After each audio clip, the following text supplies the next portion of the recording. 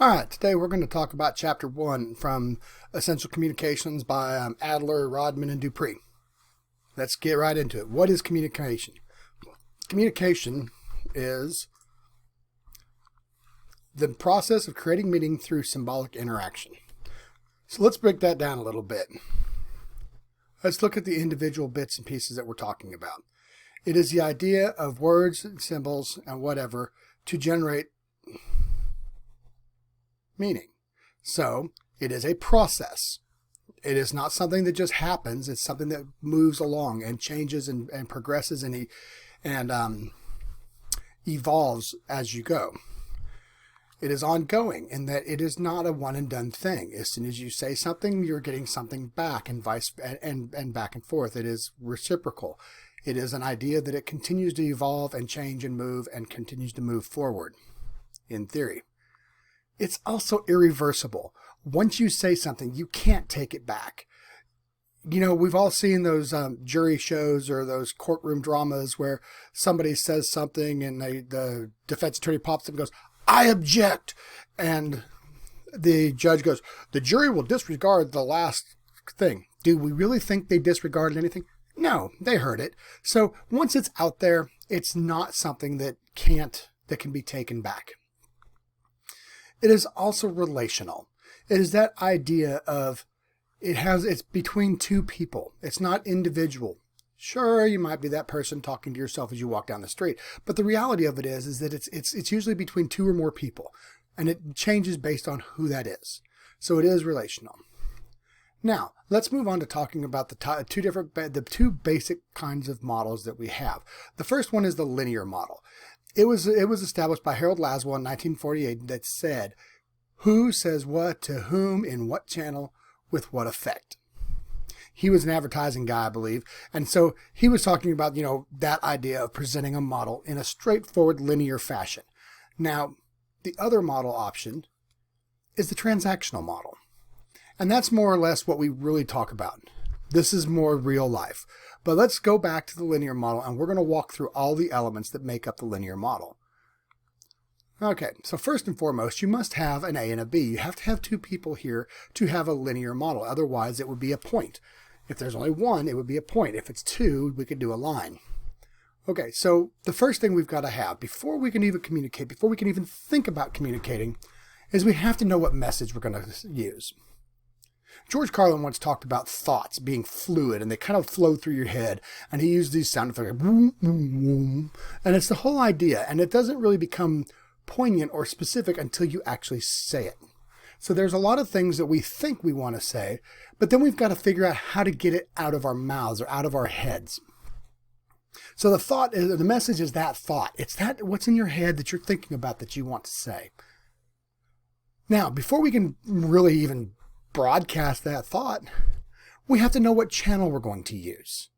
Now, whether we're going to talk face-to-face, whether I'm going to record a video and send it to you all, whether we're sitting in a class lecture, you're sending a text message to somebody, whatever you're doing, these are things that choose the channel. So once you have established a channel, once you have the message in your head, you know how you're going to get it across to people, the next thing is you have to encode it. You have to convert it from thought to words or symbols or whatever it is you're using, whether you're using emojis or Bitmoji, or you're trying to use, actual English language or French, German, Spanish, Italian, whatever language you choose to use, Swahili, whatever.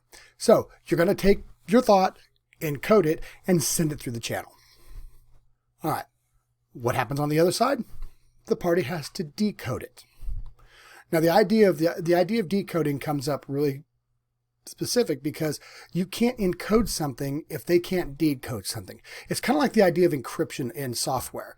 When we get ready to send something, if I'm sending an encrypted email, I'm planning on sending something that nobody else can open except the intended recipient, because they've got a code that they can use to open or to unlock that encryption. Same thing applies. If I'm sending a message, I got to send a message in a format on a channel in a code that my recipient can receive and decode. Now, we're talking about communication. We're talking about effective communication. So let's look at the various points. The first one is perspective.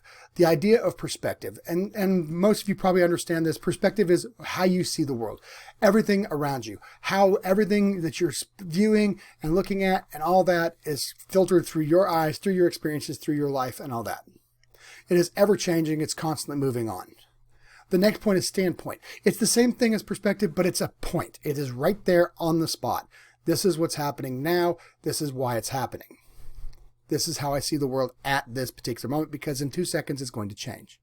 And of course, then we have the environment, which is everything going on around you, all the stuff, all the things, whether the noise of the room, whether it's being recorded, whether it's, you're out in the park or whatever. That's the environment. All right.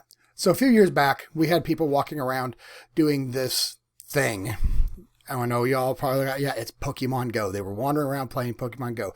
From our perspective, that's what we're seeing. You can imagine from their perspective, they've got their phone up there in front of them and they're doing what their thing.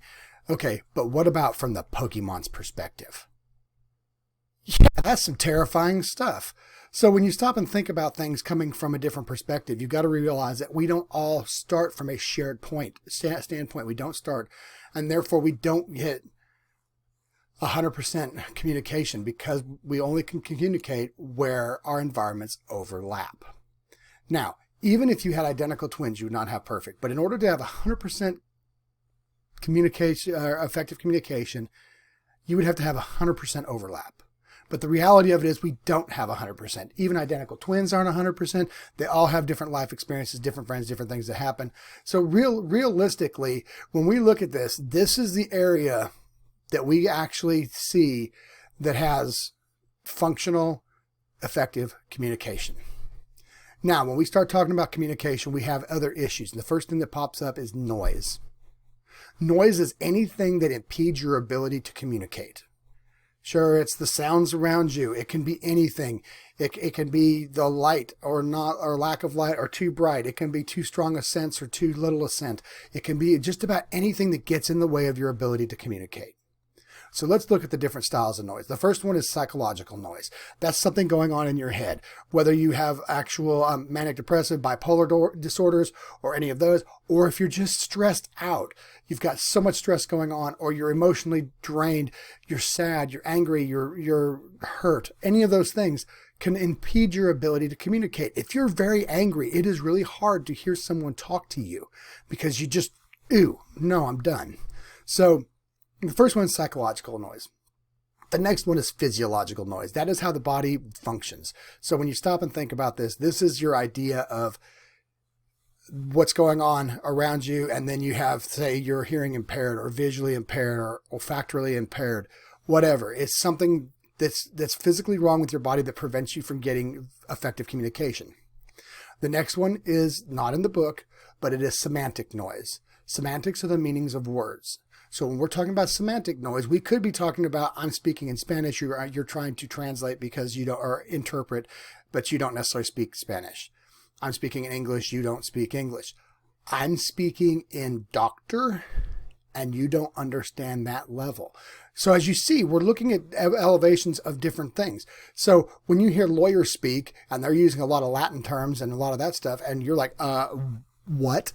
Yeah, that's just it. That is semantic noise. Inability to understand what's being said because of the meanings of the words. All right, the next thing is an environment. This is everything going on around you. Whether it is too noisy in here to hear somebody, too much literally physical noise, or maybe it's dark and you can't pick up the visual cues. Maybe something, you've got a skunk that just ran through there and it's distracting you so you can't really pay attention. Any of those things is environmental noise. Now, the next thing we're going to look at is context. That is everything that's going on around you. I'm about certain that anybody watching this probably at some point in time in your life has been up with a group of friends or been with some people and somebody told a joke and everybody busted up laughing. It was the most funny joke you've ever heard, and you went and tried to tell it to somebody else and it just fell flat. It wasn't necessarily your delivery. It was taken out of context. So context is everything that's going on around it in that particular point. That's the environment, all the noises, everything that was happening, everything that led up to it, and the things that came away from it. So when you look at this, what's being said has to be taken into context because it can change things. All right, now let's look at the idea of a transactional model. Transactional models have all the same basic elements. They have all the same noises, the same environment issues, context, all of these things still remain the same. Where we start changing in a transactional model is that our message is no longer monodirectional. It is bidirectional or multidirectional. This is a shared message that we're talking about. The channel is bidirectional or multidirectional. So instead of being like a radio broadcast or like this video where I'm just sending you stuff and hoping you understand, this is where we're talking back and forth. So it's going both directions. So that's your channel. And of course, the next one is that instead of just I'm encoding and you're decoding, it's encoding and decoding together. We are no longer transmitter and receiver. We are now both transceivers. So we have the ability to hear things both directions, both I'm saying and hearing. And what actually all this cooks down to is the notion of feedback. When I say something to you, when I present something to you, what I'm getting back from you is that idea of feedback. So I know you're understanding what I'm saying. So when you have a conversation with a friend and they roll their eyes, you understand that they don't believe what you're saying or they think you're full of it. So you adjust and adapt accordingly. So you adjust your code in turn to do that. In this particular situation we're in right now, this is a linear model in that I am presenting information to you. I'm not getting any feedback to adjust my message. In the real world, we usually get that. If I was in a lecture class, you would be getting that lecture. I would be adjusting because nobody would be laughing at my stupid jokes. All right, so let's move on to context. Context falls into several different categories. The first one is intrapersonal. Intrapersonal is that self-talk. That's it. That's that internal monologue. That's that idea of what we're hearing and saying, what we want to go through, what we listen to. It's internal. The next one is interpersonal. There is a textbook definition of this as being a dyadic or between two people. But the reality of it is we know that we can have 3 or 4 people having basically the same style of conversation that you would have with 2 people.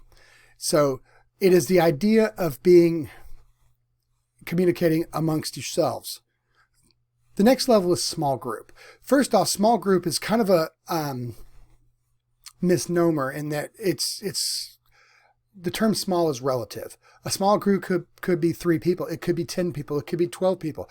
A small group could be 25 people. The idea of small group communication is that it's one person talking to an entire group and the entire group talking to that one person.